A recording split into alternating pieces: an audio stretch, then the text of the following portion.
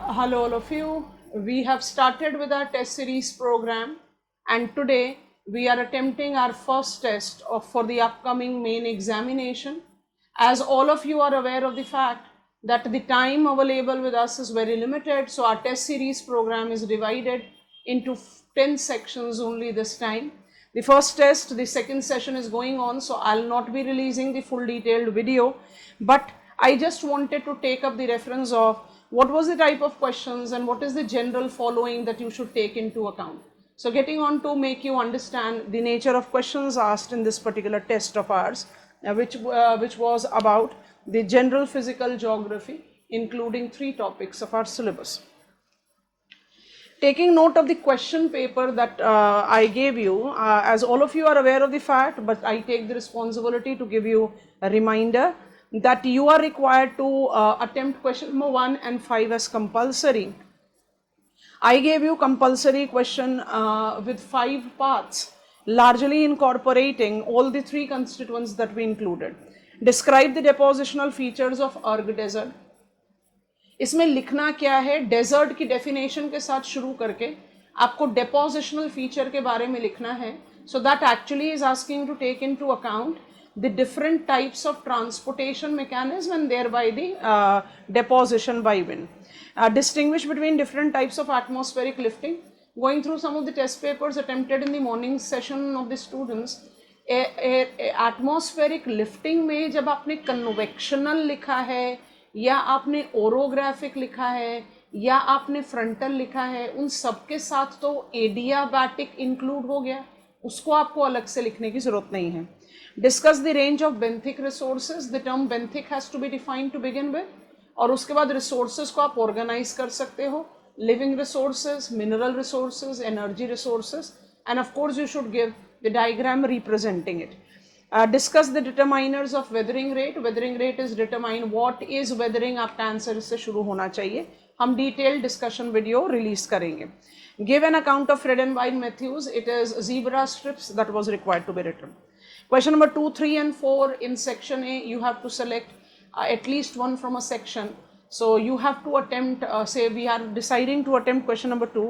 इसमें हमेशा एक चीज़ फॉलो करेंगे स्टूडेंट्स, जब भी आप डिसाइड करते हो कि मुझे कौन सा जो आपके लिए सेलेक्टिव क्वेश्चंस हैं, जैसे 2, 3, 4 है या 6, 7, 8 है, तो आप जब क्वेश्चन पेपर आपके हाथ में आता है तो सबसे पहले सारा एक डिटेल में रीडिंग ले लीजिए, because you have to be very cautious that the questions that you have selected you are comfortable with all the 3 questions which are there.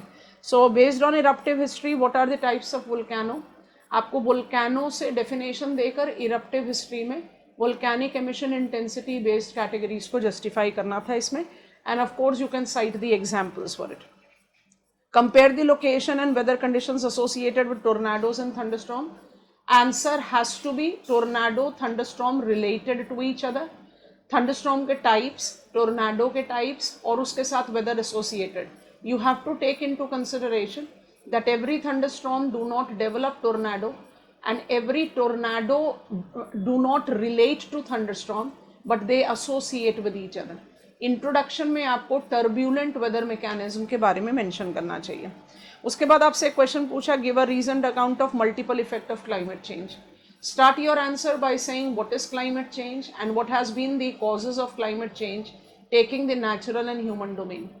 Effect of climate change in the natural domain has been largely with change in the habitat and the life form. बहुत brief introduction में चाहिए, and then you should take up IPCC into consideration and climate change in present perspective as human induced and what are likely effect.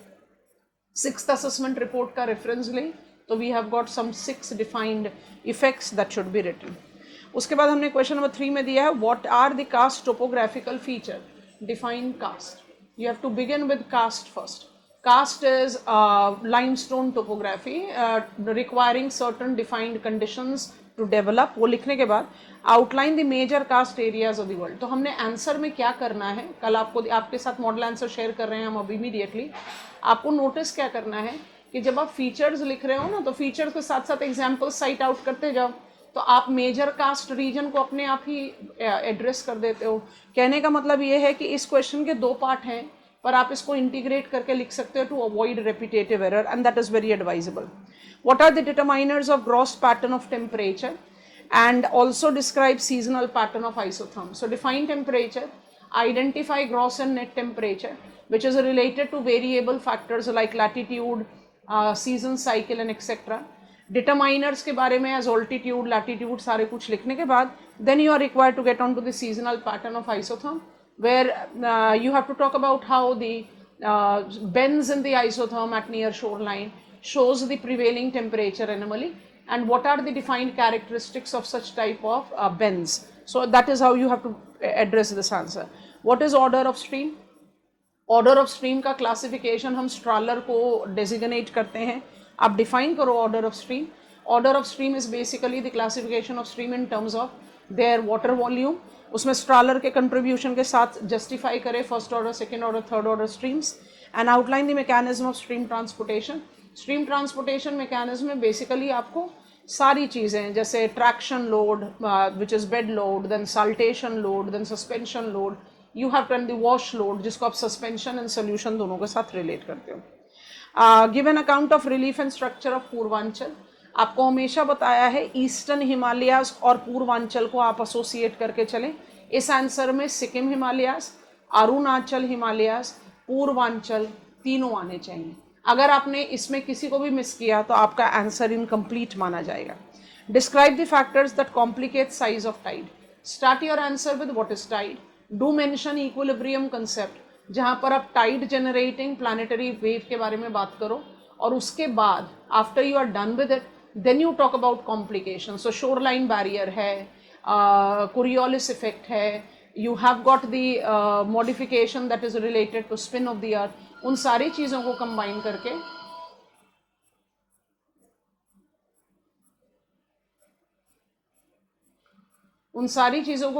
करके आप क्या करते हैं, आप एम्फीड्रोमिक system और प्रोग्रेसिव वेव्स के बारे में बात करते हैं. What are mantle plumes? Identify geomorphological significance of its in context of India. Mantle plume बताओ, टूजो विल्सन का कंसेप्ट है. जब आप मेंटल प्लूम को इंडियन कंटेक्स्ट में एसोसिएट कर रहे हो तो Indian plate transit over Reunion island and thereby the development of geological structure of the Deccan lava plateau को आपको एसोसिएट करना है. हमने आपके मॉडल आंसर में इंडियन ओशन के Reunion island, Chagos ridge etcetera का डायग्राम ऐड किया है, उसको आपको ज़रूर ऐड करना है. जियोमॉर्फिक सिग्निफिकेंस पूछ रहा है, इसलिए आप ज़्यादातर प्लाटी ओरिएंटेशन पर जाएंगे.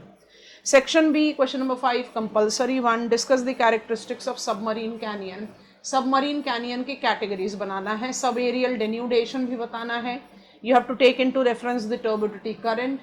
You have to identify the reference of the diastrophic processes. Introduction में छोटा सा दे दो.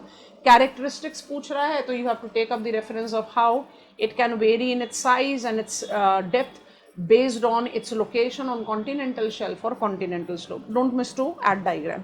Discuss fog as a minor form of condensation. Define condensation. Talk about fog. There is no need to add smog here.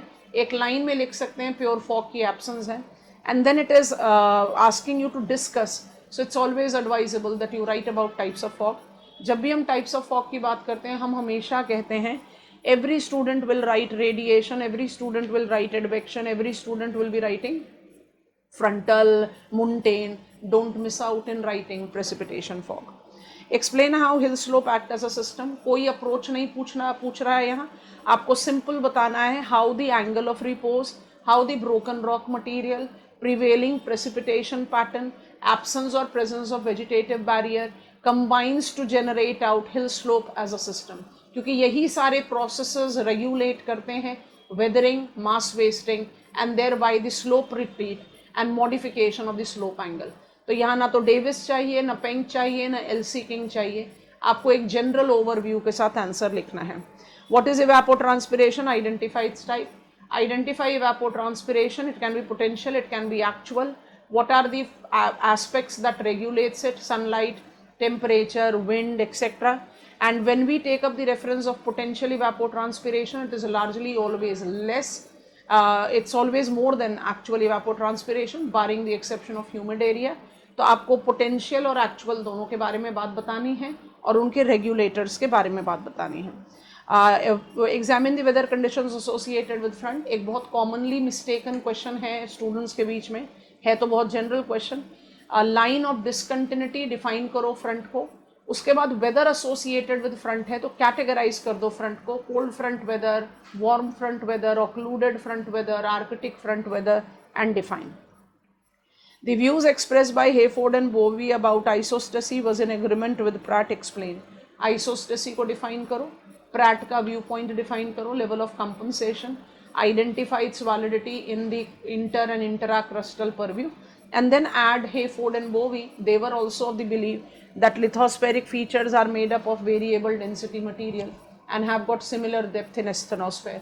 तो आपको actually prove ही यही करना है that हेफोर्ड बोवी का आइडियोलॉजी इसी के साथ मैच करता है, ठीक है। Revival and vindication of Wegener's hypothesis was facilitated from the study of geophysics elucidate revival of continent drift theory. तो इंट्रोडक्शन दीजिए एल्फ्रेड वेगनर का कॉन्टिनेंट ड्रिफ्ट थ्योरी क्यों डिस्कार्ड किया गया, and then make reference of Runcorn का geomagnetism 1950s facilitated apparent path of north magnetic polar wandering। आप इसी के रेफरेंस में revival of continent drift theory को बताते हैं within north magnetic polar wandering 500 million years, how it has apparently wandered between Canada, Siberia, and you can draw the diagram if it is possible. Discuss the factor that regulates, determines the ocean heat budget. So ocean heat budget में आपको answer की शुरुआत करनी चाहिए, sea surface temperature, heat flux, and all the factors that are leading to it. So infrared radiation, incoming solar radiation, sensible heat, latent heat, advection, everything. Question number 7, what are controls of subduction? Also outline the major characteristics of subduction zone.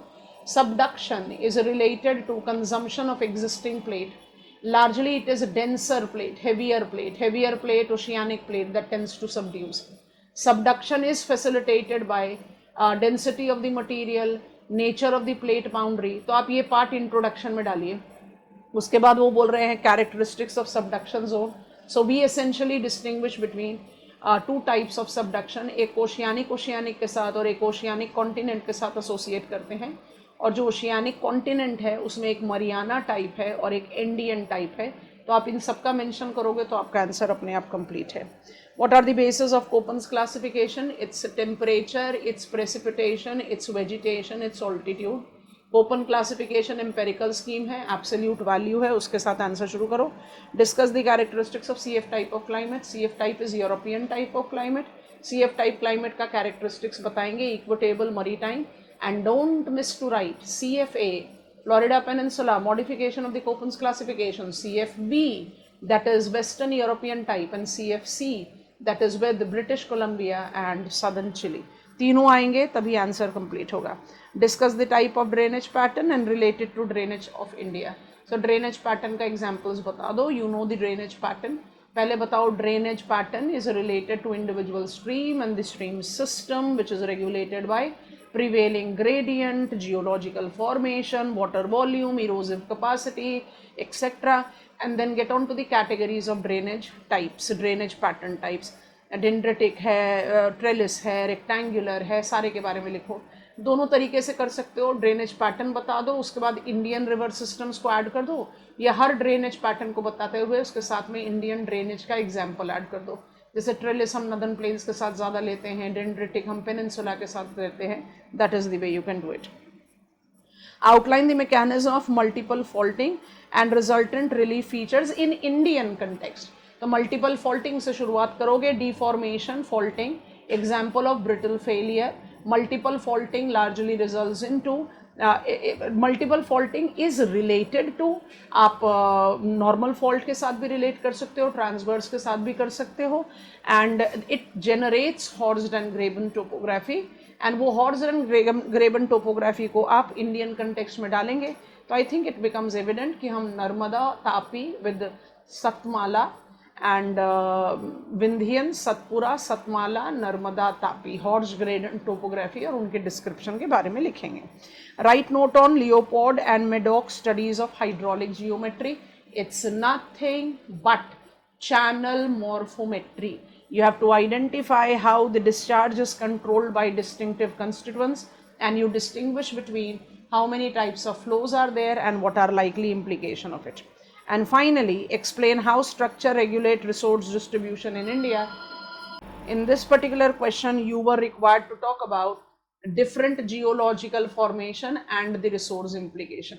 तो दोनों तरीके से कर सकते हो, Geological Survey of India के categories को लेकर रिसोर्स जस्टिफाई करो, या फिर you take support of the geological structure of India and try to apply it with the geological time scale, processes involved and the resource factor. So this is the synopsis of what was required to be done. I'll be sharing the detailed discussion video, and you are all set to get your model answer. I hope it is going to give you a very fulfilling push towards your preparation for upcoming main examination. जो भी कमी रह गई revision में उसको बिल्कुल छोड़ दीजिएगा, आगे बढ़ने की कोशिश कीजिए. अगले टेस्ट में you will be attempting more dynamic part of your syllabus which is related to your biogeography and environment geography. Bye bye.